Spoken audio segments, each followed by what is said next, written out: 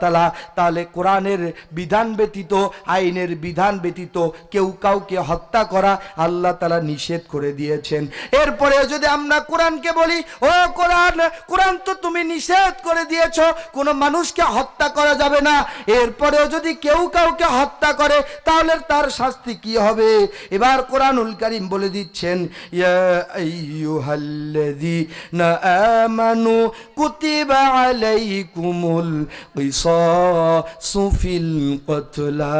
পবিত্র কোরআনুল কারীম 2 নম্বর সূরা, সূরা বাকারার 178 নম্বর আয়াতের মধ্যে বলছেন, কেউ যদি কাউকে কোরআনের বিধান ছাড়া, আইনের বিধান ছাড়া হত্যা করে তাহলে হত্যার বদলে হত্যা কিসাস আদায় করে নাও। তাহলে তারা যদি এই কোরআনকে না মেনে কাউকে যদি হত্যা করে, কারো যদি জীবন নিয়ে নেয়, তাহলে কোরআনের কাছে এসে যদি আমরা বলি, ও কোরআন এর বিধান তুমি দিয়ে দাও, এর আইন কি, এর শাস্তি কি তুমি দিয়ে দাও। কোরআন কিন্তু সুন্দর করে দিয়ে দিলেন, কুতিবা আলাইকুমুল কিসাসু ফিল কতলা, হত্যার বদলে হত্যা নিতে হবে। তাহলে কোরআন যদি এই সমাজের মধ্যে, এই দেশের মধ্যে, এই রাষ্ট্রের মধ্যে প্রতিষ্ঠিত হয়, কারো জীবন নিয়ে কোনো শঙ্কা থাকবে নাকি?